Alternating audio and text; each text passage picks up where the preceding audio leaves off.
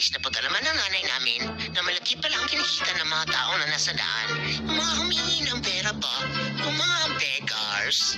Malaki daw yung kinikita nila, lalo na sa mga panahon ng ganito na magpapasko. Tapos ito na nga, ngayon pinapasuot kami ng nanay namin ng mga ganitong costume. Kinakabahan ako guys. Baka dadalhin kami sa daan at magmamalimos. Nagpaparanig kasi yung nanay namin na ang mahal-mahal na ng cat food namin at cat litter.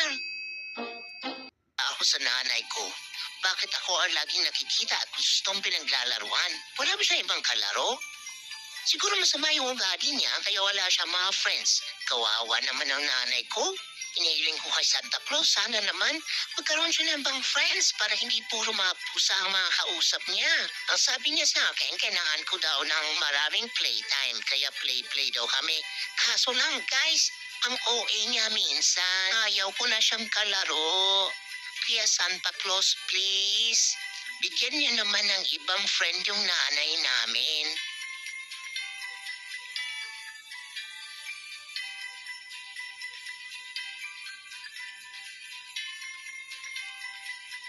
Ni Mama na mga nakadikit na balahibo at pangkuha ng hair fall. Ang dami kasi niyang nalalagas na buhok, siguro dahil tumatanda na. At syempre dahil marami kaming pusa sa bahay, sobrang dami din ng mga nahuhulog at tumidikit na balahibo sa kung saan-saan. Minsan nakakain na raw ni Mama. Buti na lang may panlinis na ganito, double-sided electrostatic lint remover daw ang tawag nito. Pero bukod sa panglinis, alam mo kung anong silbi nito sa akin? Paborito ko tong laruan, guys. Kaya dito lang makapaglinis si Mama kapag ako ang nakapwesto sa kama. Bili na tayo nito, guys, para may commission kami pambili ng cat food at cat litter.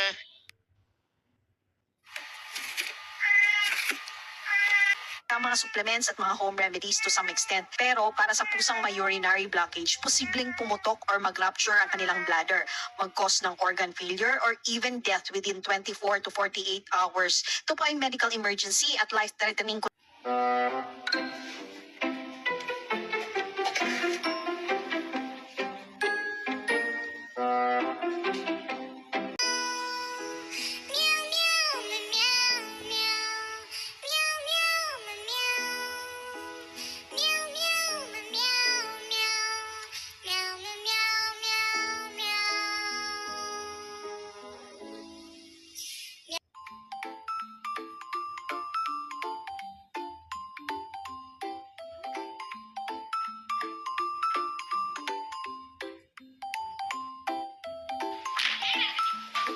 Guys, kung akala nyo maganda kausap si Choco, ay hindi po, nagkakamali po kayo kasi si Choco, isa lang yung alam na topic, kain. Choco, nakakaintindi ka daw?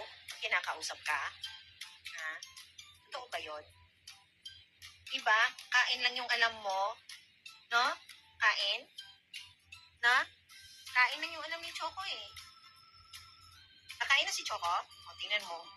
Pag na-mention mo yung salitang kain, doon siya nagre-react. Kain?